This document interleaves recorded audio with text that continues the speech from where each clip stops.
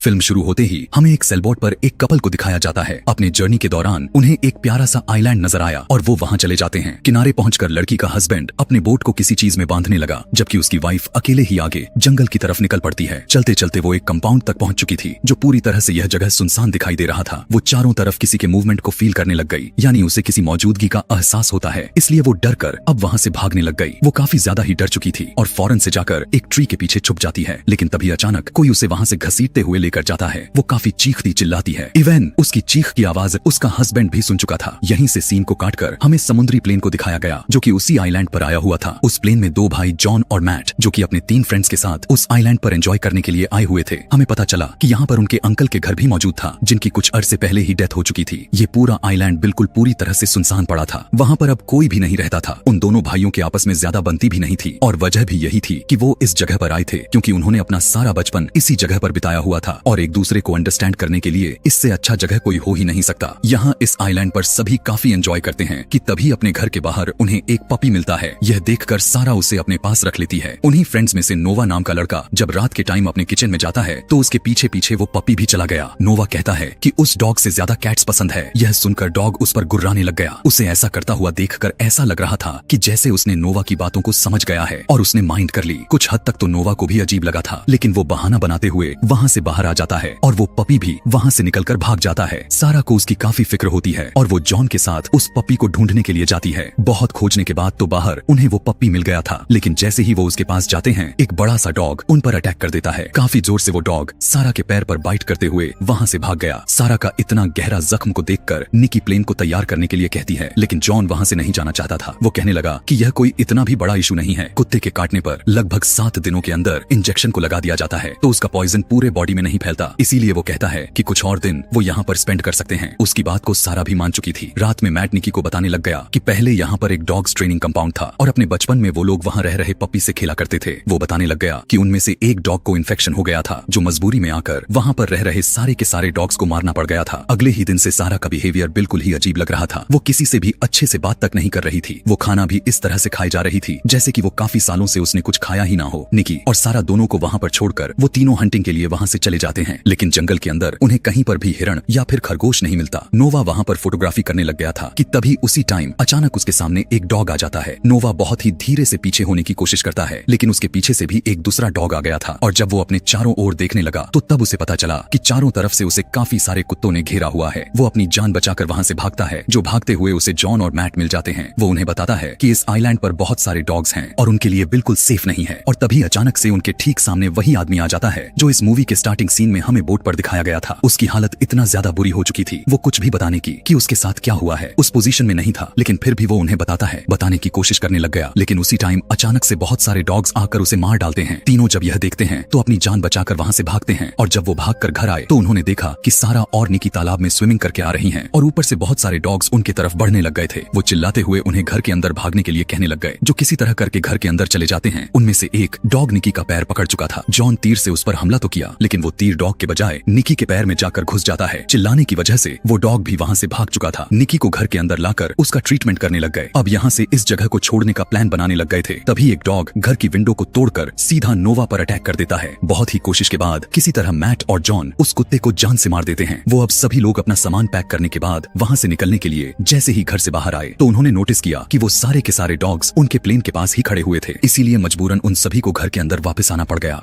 कुछ टाइम के बाद जब नोवा बाहर की तरफ देखा तो उनका प्लेन समुंदर की तरफ तैरते हुए जा रहा था, क्योंकि उन डॉग्स ने प्लेन की रस्सी को काट दिए थे वहाँ से भाग निकलने का। उसके पास अब कोई रास्ता तो दिखाई ही नहीं दे रही थी, इसीलिए वो बहुत ही हिम्मत करके उन डॉग्स के पास जाते हैं, जो सीधा जॉन प्लेन को लाने के लिए पानी में कूद जाता है। लेकिन जैसे ही वो प्लेन के पास पहुँचता है वो देखता है कि 2 डॉग प्लेन के विंग पर बैठे हुए थे और जॉन को वहाँ पर देखकर वो भी पानी में जंप कर दिए। किसी तरह जॉन जल्दी से अपनी जान को बचाते हुए किनारे तक पहुँच गया। इसके अलावा वहाँ पर मौजूद और भी डॉग्स उनके ऊपर हमला बोल दिए थे। अपनी जान को बचाते हुए वो सभी अब जल्दी से भागकर वापस उसी घर में आ जाते हैं। अब तो उनका प्लेन भी उनके हाथ से निकल चुका था, लेकिन उन्हें यहाँ से अपनी जान को बचाते हुए किसी तरह निकलना ही होगा, वरना ये सभी उन सारे कुत्तों का खाना बन जाएंगे। वो वहाँ से जाकर उस गैराज से कार को निकालने का प्लान बनाते हैं, क्योंकि उसमें बैठकर ये लोग कंपाउंड तक जा सकते थे और वहाँ से किसी की मदद भी ले सकते थे। इस पर मैट उस गैराज तक पहुँचने के लिए तैयार हो जाता है। पता चला कि उसे एक स्लाइड वाली रस्सी के सहारे लटकते हुए गैराज तक पहुँचना था, लेकिन निकी जो इस काम में काफी एक्सपर्ट भी थी, इसीलिए वो मैट की जगह वो खुद जाती है। वो रस्सी पर लटक तो जाती है, लेकिन गैराज तक नहीं पहुँच पाती और सारे के सारे डॉग्स उसे देख लेते हैं। वे सभी उसे काटने के लिए भाग कर आने लगे थे, लेकिन निकी किसी तरह उस गैराज तक पहुंच ही जाती है। वो गाड़ी में बैठकर उसे स्टार्ट करने लग गई, लेकिन कार स्टार्ट नहीं हो रहा था और तभी सारे डॉग्स गैराज में पहुंचकर उसे चारों तरफ से घेर लेते हैं। निकी बहुत ही मुश्किल से कार से निकलकर छत तक पहुंच जाती है। जॉन तीर की मदद से उसकी तरफ एक रस्सी भेजता है ताकि वो उस रस्सी के सहारे उसकी तरफ पहुंच सके। निकी दूसरी तरफ आने के लिए रस्सी पर लटक चुकी थी, लेकिन नीचे से सारे कुत्ते उसकी ऊपर झपट रहे थे और किसी तरह वो सारे उसे अपनी तरफ खींच लेते हैं। रात में वे सभी अपन मूड नॉर्मल करने की कोशिश में लगे ही होते हैं कि तभी अचानक से लाइट चली जाती है। अकेले ही नोवा बेसमेंट में फ्यूज को ठीक करने के लिए चला गया कि तभी उसे वहां पर किसी की आवाज आती है और तभी एकदम अचानक से एक डॉग उसके ऊपर झपट पड़ता है। वो सारे के सारे डॉग्स किसी तरह घर के अंदर दाखिल हो चुके थे, जो सभी मिलकर नोवा को नोच नोच कर मार देते हैं। वो सब नोवा को मरा हुआ देखकर बेसमेंट का दरवाजा बंद कर देते हैं, क्योंकि अब वो सारे सिचुएशन को पूरी तरह समझ चुके थे और जो बाकी के डॉग्स थे वो सभी अब चारों तरफ से घर के अंदर आने की कोशिश कर रहे थे। बहुत ही मुश्किल से वो सभी अपनी जान बचाकर घर के ऊपर चले जाते हैं। वहां पर एक डॉग मैट को काट लेता है। जॉन उसकी जान बचाकर भागने लग गया। अब सभी किसी तरह अपनी अपनी जान बचाने में लगे हुए थे। बहुत ही मुश्किल से वो सभी एडिक में छुप गए थे कि तभी वहां पर उन्हें कुछ पेपर्स मिलते हैं, जिससे उन्हें पता चलता है कि यह जगह एक आर्मी फैसिलिटी है जहां पर डॉग्स को ट्रेन किया जा रहा था। वो लोग वहीं पर अपनी रात स्पेंड करते हैं। अगली सुबह मैट और जॉन एक बार फिर से अपने गैराज में जाते हैं, क्योंकि उनके पास बचने का कोई और रास्ता नजर नहीं आ रहा था और उसके अलावा वो कर भी क्या सकते थे। मैट को उन डॉग्स से बिल्कुल भी डर नहीं लग रहा था, जो किसी तरह उस कार को गैराज से बाहर निकालने में कामयाब हो जाते हैं। मैट कार को धक्का लगा रहा था, जबकि जॉन उसे स्टार्ट करने की कोशिश कर रहा था, लेकिन इससे भी उन्हें कोई फायदा नहीं हो रहा था। लेकिन उसी वक्त सारे के सारे डॉग्स उनके पीछे पड़ जाते हैं। मैट, जो कि बाहर था, बड़ी मुश्किल से कार के ऊपर चढ़कर अपनी जान बचाता है और फिर गाड़ी के अंदर बैठ जाता है। उन्हें भी चारों तरफ से डॉग्स ने घेर लिया हुआ था और अब तो उनकी कार भी रुकने को आ गया था। जॉन रिस्क लेते हुए अपनी कार को खाई की तरफ मोड़ लेता है, क्योंकि उनके पास यही लास्ट ऑप्शन बचा हुआ था। लेकिन उनकी किस्मत अच्छी थी कि ठीक वक्त पर कार स्टार्ट हो जाता है, जो सीधा वे कार को रिवर्स में लेते हैं। यहाँ पर वो उन्हें यह बात पता चल जाती है कि उन डॉग्स को शोर बिल्कुल भी पसंद नहीं है। वो कार को लेकर घर के पास जाते हैं और निकी और सारा को नीचे बुलाते हैं। निकी नीचे आकर उन्हें बताती है कि सारा नीचे नहीं आना चाहती, इसीलिए जॉन उसे लेने के लिए ऊपर जाता है कि तभी वहाँ पर एक डॉग आ गया और सीधा सारा के ऊपर हमला बोल दिया। जॉन खिड़की के जरिए नीचे गिर जाता है। कुत्ते के काटने की वजह से उसी खिड़की से निकलकर सारा नीचे जो सीधा जाकर एक बड़े से कील के ऊपर गिरी, जो कुत्ते के साथ साथ उसकी भी मौत हो जाती है और अब सारे डॉग्स उसे खाने लग जाते हैं। लेकिन इधर ये तीनों अब यहाँ से भागने की कोशिश करने लग गए थे।